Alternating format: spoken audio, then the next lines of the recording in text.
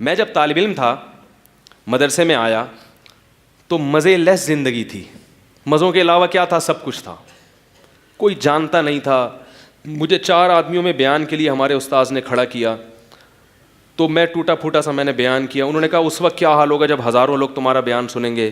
تو مجھے لگا یہ لطیفہ سنا رہے ہیں. میں نے کہا کیوں ہزاروں لوگ ہمارا بیان سنیں گے بھائی, کیوں سنیں گے؟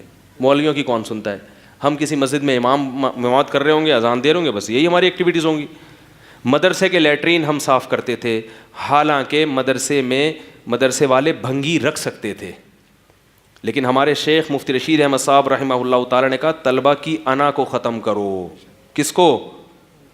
بولو بھائی, انا. کہ جب آپ کا مدرسہ ہے تو لیٹرین کون صاف کر؟ میں نے اپنے گھر میں کبھی زندگی میں نہ پہلے اور نہ اب لیٹرین صاف کی ہے, مجھے گھن آتی تھی. مگر مدرسے میں جہاں ہم پڑھتے تھے لیٹرین کا مطلب فلش, وہ ہم صاف کرتے تھے. حضرت نے پابندی لگائی تھی, کوئی بھنگی نہیں آئے گا, آپ کرو گے. فرمائے علم حاصل کرنا ہے تو اسی طرح کرنا پڑے گا آپ کو. ان کی رائے تھی کہ یہ انا ختم ہو. بزرگوں کی چپلیں ہم سے سیدھی کروائی جاتی تھیں, استاذ ہم کو ڈانٹتے تھے, ہمیں اجازت نہیں تھی, اور ہم اچھی طرح ان سے پیش آتے تھے, بہت اچھی طرح پیش آتے تھے. یہ نہیں کہ اوپر سے مجبور, بھائی ٹھیک ہے, ہمارے بزرگ ہیں, ہمارے اساتذہ ہیں, ہمارے مشائخ ہیں. تو میں اس وقت کی بات کر رہا ہوں, لیکن ہم اپنے شیخ کو دیکھتے تھے بڑے مزے میں. ہمارے جو حضرت مفتی رشید صاحب لاکھوں روپے کی خوشبوئیں لگا رہے ہیں, اور جناب ان کا دفتر بڑا خوبصورت, ایئر کنڈیشن روم. ہم دیکھتے تھے تو ہمیں ہوتا تھا یار ان کو دیکھو اور ہم کو دیکھو, ہم دال کھا رہے ہیں.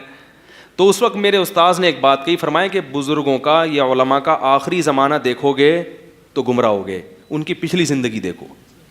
ہمارے حضرت نے 60 سال کی عمر تک دال کھائی ہے روزانہ. پیسے نہیں ہوتے تھے انڈا کھانے کے, یہ تو میں کئی بار بیانات میں بتا چکا ہوں, انڈا کھانے کے. اور فرماتے ہیں کہ اس غربت میں ایسے رہتا تھا جیسا ملک کا کیا ہوں میں بادشاہ, اس قدر غربت. اور عہدہ کیا تھا؟ دارالعلوم کورنگی میں شیخ الحدیث. 20 سال میرے شیخ نے صحیح بخاری پڑھائی ہے, جو سب سے بڑا عہدہ ہے, اور پاکستان کا سب سے بڑا مدرسہ دارالعلوم کورنگی میں. اس وقت حضرت کی تنخواہ کا یہ عالم تھا کہ لاہور سفر کرنے کے لیے حضرت کے پاس تنخواہ سے پیسے نہیں بچتے تھے. پورے سال تھوڑے تھوڑے پیسے تنخواہ سے بچا کے سال میں ایک دفعہ پھر اپنے شیخ کی زیارت کے لیے جاتے تھے. ٹرین کا کرایہ جمع ہوتا تھا, بسوں میں سفر کرتے لٹک کے, ٹھیک ہے نا. بچی کی طبیعت خراب ہوئی تو ٹیکسی, حضرت کے پاس گاڑی واڑی نہیں تھی, ٹیکسی کے انتظار میں بچی کی جان چلی گئی. بخار ہوا تیز, وہ انتقال ہو گیا اس بچی کا. یہ عالم تھا غربت کا.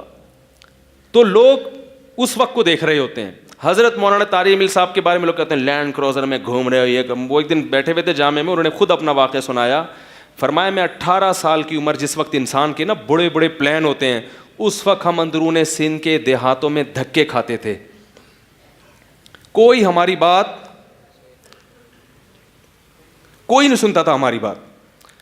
فرمایا کہ کئی سال دھکے کھا کے لوگ کیا کرتے تھے کہ مسجدوں سے سامان اٹھا کے باہر پھینک دیتے. اور یہ تھے بڑے اونچے خاندان کے, میڈیکل کالج MBBS چھوڑ کر آئے ہیں. ایک جہاں ٹھاٹ باٹ دیکھے, زمیندار تھے, چودھری تھے وڈیروں, ان کے باپ دادا سارے علاقے کے چودھری. اتنے بڑے آدمی کے ساتھ جب یہ سلوک ہوگا, نہ گھر میں عزت, گھر میں بھی تانے کے مولوی بن گیا, مولوی بن رہا ہے, کسی کام کرنے. فرماتے تھے کہ ہم دھکے کھاتے تھے. تو ایک دن میں مایوس ہو کے میں نے اپنے ایک بزرگ سے کہا, میں نے کہا حضرت یہ کب تک ہم یہ دھکے کھاتے رہیں گے, کوئی نہیں سنتا. تو فرماتے ہیں کہ انہوں نے یہ خوشخبری دی. فرمایا کہ تم یہ اللہ کے لیے قربانی دے رہے ہو, ایک وقت آئے گا بادشاہوں تک اللہ تمہاری رسائی, بولو بھائی, بادشاہ تمہیں بلائیں گے, وزراء تمہیں بلائیں گے. تو یہ جو اہل اللہ کے آخری زمانہ ہوتا ہے نا, جس میں لینڈ کروزر میں گھوم رہے ہوتے ہیں, اس کو دیکھ کے گمراہ ہونے کی کوشش. اگر مولویوں کے اتنے مزے ہوتے ہیں تو اپنے بچوں کو مولوی کیوں نہیں بناتے ہیں بھائی؟ ہر آدمی چاہتے ہیں نا میرے بچے بہت مزے کریں, تو بناؤ نا اپنے بچوں کو مولوی. آپ کو پتہ ہے مدرسے میں جا کے بیٹھ جائے گا, عجیب سا, نہ کوئی سرٹیفکیٹ, کوئی ایسا سرٹیفکیٹ جس کی بیس پہ کہیں جاب مل سکے.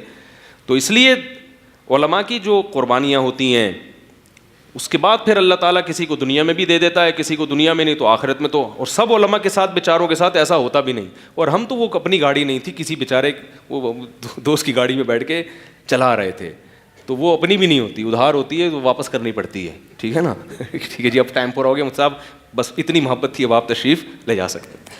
اللہ تعالیٰ سے مفتی دعا ہے طارق کہ مسعود اللہ صاحب کے علم کی بیانات محبت سننے اور کے فضل لیے نصیب فرمائے. YouTube سبسکرائب کریں, اور اگر آپ لائیو ویڈیو کو کبھی بھی مس نہیں کرنا چاہتے ہیں تو سبسکرائب کرنے کے بعد بیل آئیکن پہ کلک کرنا مت بھولیں. جزاک اللہ.